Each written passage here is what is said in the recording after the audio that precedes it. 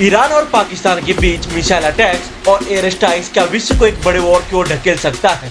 Iran Pakistan के बीच इस tussle में चाइना का क्या स्टांस है और यूएसए का इसमें क्या गेम प्लान है और भारत पर इसका क्या इम्पैक्ट पड़ने वाला है, ऐसे कई सवाल हैं। But before we move ahead, please subscribe Surya script. दोस्तों, पाकिस्तान और ईरान दोनों देश एक दूसरे के साथ अराउंड 900 किलोमीटर का बॉर्डर साझा करते हैं और इन दोनों देशों के बीच रिलेशंस की बात करें तो इनके बीच ताल्लुकात भी काफी स्टेबल थे। इवन वर्ष 2000 से पहले इनके रिलेशंस ना सिर्फ अच्छे थे बल्कि बेहतरीन हुआ करते थे। भारत से पाकिस्तान का पार्टीशन होने के बाद ईरान ही वो पहला देश था जिसने पाकिस्तान को एक कंट्री की मान्यता दिया। यहाँ तक India Pakistan 1971 Bangladesh liberation war में भी ईरान ने पाकिस्तान को सपोर्ट किया था। तो ही पाकिस्तान ने भी ईरान इराक वॉर में ईरान का साथ दिया।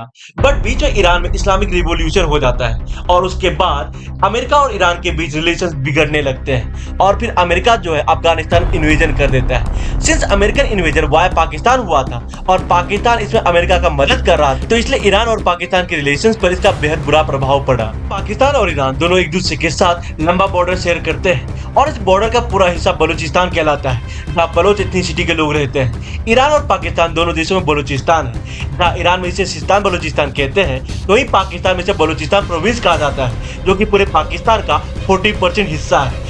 बलूचिस्तान हर तरीके से मिनरल रिच या हर तरीके का मिनरल्स मौजूद है। बट पाकिस्तान बलूचिस्तान से न सिर्फ खुद मिनरल्स को एक्सकवेट करता है बल्कि कई जगहों पर इसने चाइना को जो है इसकी अथॉरिटी दे दिया है। लेकिन जहाँ पर पाकिस्तान बलूचिस्तान से इतना कमाता है, तो वही बलूचिस्तान एक पैसे का भी डेवलपमेंट नहीं करता। बलूचियों के साथ न सिर्फ सौतेला व्यवहार करता है बल्कि उन्हें अपना गुलाम समझता है, बलूचों का जेनोसाइड करता है। और पाक आर्मी ने पिछले कई वर्षों से हजारों बलूचियों को पकड़कर उन्हें जो है किडनैप कर उन्हें गायब कर दिया है, जिसके कारण बलूची आए दिन प्रोटेस्ट करते रहते हैं। इवन बलूचिस्तान को पाकिस्तान से अलग कर एक सेपरेट देश बनाना चाहते हैं, जिसके लिए कई बलूचियों ने बंदूक उठा लिया है और कई बलूच मिलिटेंट ग्रुप वहां पर बन गए हैं, जिसके कारण वहां पर इंसर्जेंसी का हालात है। तो वही ईरान के सिस्तान बलूचिस्तान प्रोविंस में भी बलूचों की हालत उतना ही खराब है और ईरान के खिलाफ वहां पर भी सेम इंसर्जेंसी का माहौल।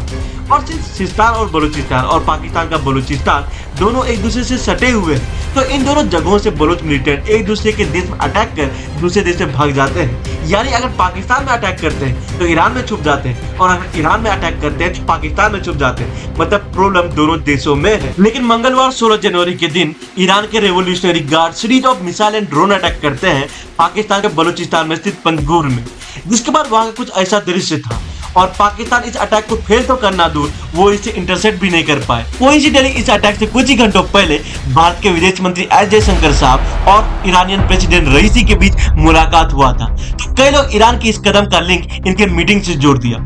ईरान ने तो इराक और सीरिया पर भी अटैक किया था और पाकिस्तान पर ही अटैक टारगेट था जैश अल अदल के आतंकी। इसके जैश अल अदल एक सुन्नी आतंकी ग्रुप है जो वर्ष 2012 में बना था और इन्होंने ईरान के सिस्तान बलूचिस्तान प्रोविंस में तबाही मचाया हुआ है। इवन कई बार इस ग्रुप ने ईरानियन बॉर्डर गार्ड को भी मारा है और जैश अल अदल इस आतंकी ग्रुप पर तो पाकिस्तान आर्मी का पूरा सपोर्ट है। इवन कुलभूषण जाधव को इसी जैश अल अदल के आतंकी संगठन ने जो है पाकिस्तान आर्मी को सौंपा था। ईरान द्वारा इस अटैक पर पाकिस्तान ने प्रेस रिलीज कर इसे कंडेम किया और कहा कि इससे जो है हमारे यहाँ के 2 मासूम बच्चों की जाने गई। पाकिस्तान विदेश मंत्रालय के प्रवक्ता ने कहा कि पाकिस्तान की सोवरेनिटी पर ईरान ने अटैक किया है, जो कि टोटली जो है यहाँ पर अनएक्सेप्टेबल है और पाकिस्तान को इस पर रिस्पॉन्ड करने का पूरा हक है। हम अपने एम्बेसडर को ईरान से बुला रहे हैं और ईरान के एम्बेसडर जो कि फिलहाल ईरान में ही है उन्हें वापस ना आने के लिए कहा है। वैसे पाकिस्तान के लिए सच में शर्मसार कर देने वाली बात थी, क्योंकि जो पाकिस्तान अपने डिफेंस फोर्सेस के बारे में इतना बढ़ा चढ़ा के बोलती है वो तो इस अटैक को इंटरसेप्ट भी नहीं कर पाए। और ईरान के द्वारा की गई इस अटैक का टाइमिंग देखिए, उसी टाइम पर वर्ल्ड इकोनॉमिक फोरम जो कि डावोस स्विट्जरलैंड में हो रहा था, वहां पर पाकिस्तानी केयरटेकर पीएम अनवर उलग Iranian foreign minister Hossein Amir Abdollahian से मीटिंग कर रहे थे और पाकिस्तान की नेवी ईरान के साथ naval deal gulf of Oman और हरमुज स्टेट में कर रही थी। वैसे भारत ने ईरान की इस अटैक को टेररिज्म के खिलाफ जीरो टॉलरेंस और सेल्फ डिफेंस कहकर ईरान को डिफेंड किया। लेकिन गुरुवार 18 जनवरी को पाकिस्तान ने भी ईरान पर रिटेलिएट किया और सिस्तान और बलूचिस्तान प्रोविंस के सारवान सिटी में पाकिस्तान द्वारा ये अटैक किया गया और पाकिस्तान ने इसे नाम दिया ऑपरेशन मर्ग बर्ग सरमर 4, जिसमें कम से कम 9 लोगों को ईरान में मारे जाने की खबर है। और ये अटैक किया गया बलूचिस्तान लिबरेशन फ्रंट और बलूचिस्तान लिबरेशन आर्मी इन 2 टेरर आउटफिट पर।